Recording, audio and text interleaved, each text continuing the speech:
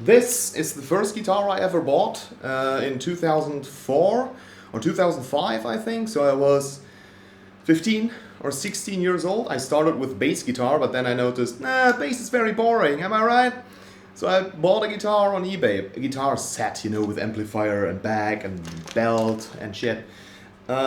It's by Baltimore by Johnson. And if you think, what? I've never heard of these brands. Yes, it's no-name crap.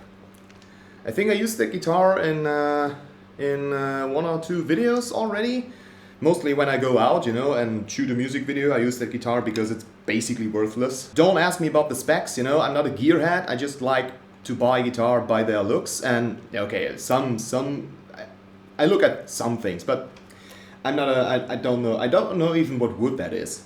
Probably palisander, whatever that is in English. Next one is this, the DN DNML Bubinga Exotic. I think that's the name. Sorry, you can hear it. It's broken. For you people who follow my channel for a while now, this guitar broke while recording the Every Type of Death Metal guitar riff video. So you can see how it happened. I had no freaking idea who was Dimebag Darrell back then. I just bought it because of Nile, actually, because I was a big Nile fan and I always liked the headstock of DN guitars. And I still think it's a very, very beautiful guitar if it wasn't broken. I mean, I could repair it, but I just keep it as a reminder to take care of my freaking guitars. Especially while shooting a video. I bought it at Thomann for 300 euros, $300. It's basically the same currency nowadays. And 2 weeks later, they sold it for 700 euros. So I bought it for the wrong price. And I'm very happy about that, even though I cannot use it anymore. The strings are still on the guitar.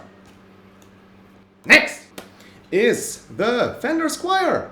The guitar everybody hates, you know? When I play black metal with that guitar, people write stuff like, oh, he uses a white guitar for black metal in the comments. That's so funny.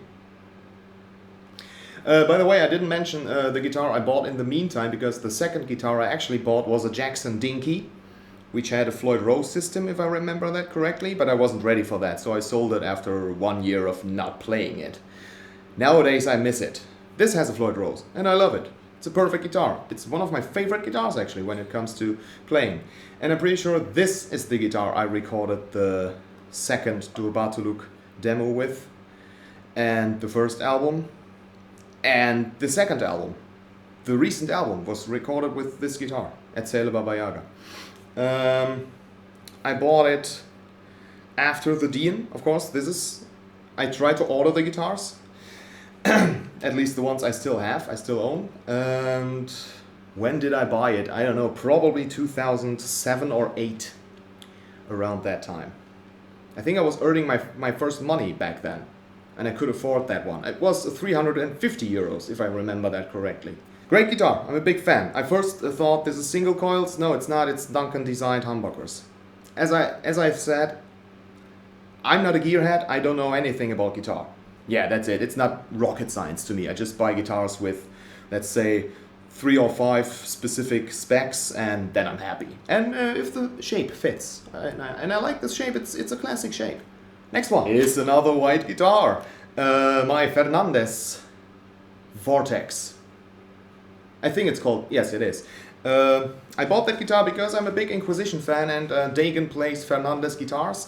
He plays the Revell, but the Revell wasn't available anymore. I think the company doesn't even exist anymore. These guitars are sold for like 300 or 400 euros nowadays. I bought it for 99 euros, that's it. I love that guitar. I recorded the demo Aus anderen Augen by DURBATULUK with that guitar. It is one of my favorites. I use it in mostly every video where I make music. This is the guitar of choice. It's tuned to D standard. All the guitars were tuned to E so far. This is tuned to D. Okay, the first guitar didn't even have strings, but you know what I mean. Not drop D, D standard, you know, drop tunings for beginners. And if you tell me, no, drop tuning is lower than standard tuning, you have no freaking idea what drop tuning means. Sorry, I'm getting angry when I'm reading comments sometimes. Yeah, I bought it at Musikhaus Korn in Germany, and for 99 euros. That was freaking cheap, because I love that guitar still today. It's probably 10 years old.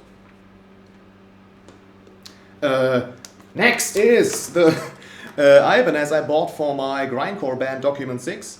I was looking for a cheap but nice guitar, and you know, Ibanez is the first choice.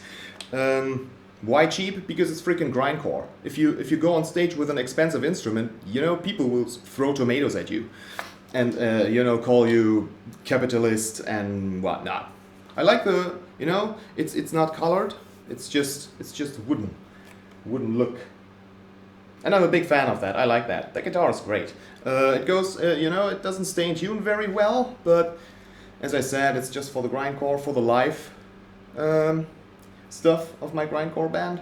When I'm recording albums, I actually use a different guitar. It's tuned to B standard, and I think I used it in some Farvann videos as well. How to write metal riffs, probably, yes. Yeah. Next. After the Ibanez guitar, I bought a Dean Iconic. No, is it Iconic? Dean Icon? What's the name? I don't remember the name. Dean Vendetta, but the baritone version. I was very happy with the baritone guitar. Felt very nice, very well made. I still am a kind of a Dean fan, Dean guitars fan. Hey, how about endorsement? But I sold it because I figured out that I actually don't need a baritone guitar.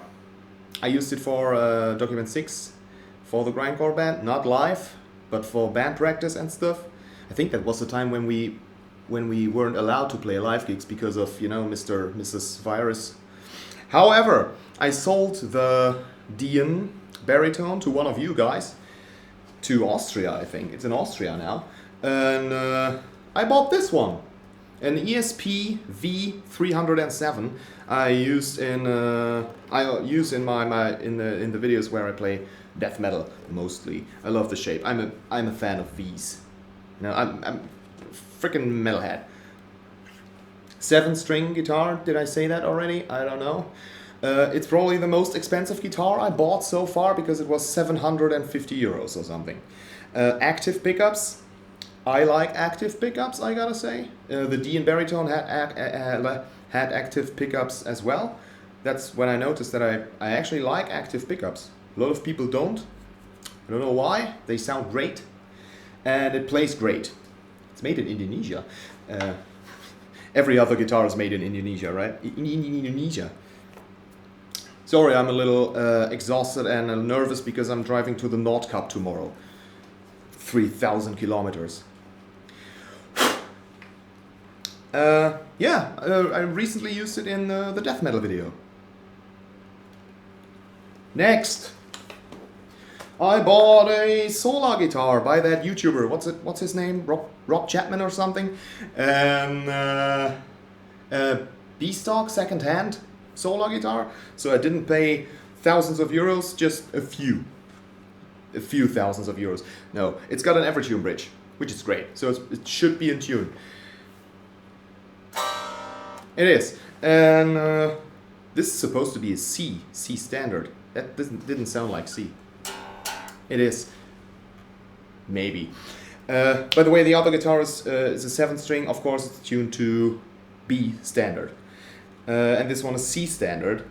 I think I used it in that short video a lot of people watched with the stoner guy, and I used it in some videos so far. You know, it's funny because people sometimes watch videos and where I use the guitar for the 5th time or something, and they say, "Oh, new guitar." No, you just don't watch every video, which is fine. You don't have to watch every video I upload. What can I say? I like that. I like the guitar. It's probably one of my favorite guitars, which is good because it was pretty expensive. It's good. Good job, Rob Scallon. Huh?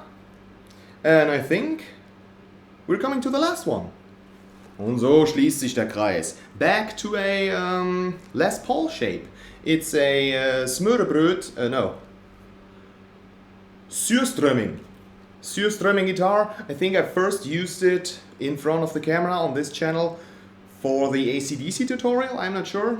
The scale is shorter, of course, it's a Les Paul shape. People always ask if it's a guitar for children because the body is so tiny. No, it's not. That's how the guitar is supposed to look like.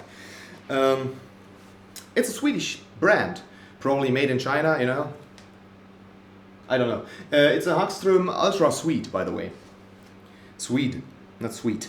What surprised me at first was that this guitar is the guitar with the most unique sound, probably because of the pickups. I don't even know what pickups that are. Gearhead, you know. It sounds more sharp, I gotta say. More sharp. I think maybe I'll use it to record the next DURBATULUK album, I'm not sure. Because it requires different mixing, different mastering. I'm not used to that, because I'm used to my wonderful Fender Squire and mixing that. Yeah, that were my guitars. Thank you for watching. Tschüss.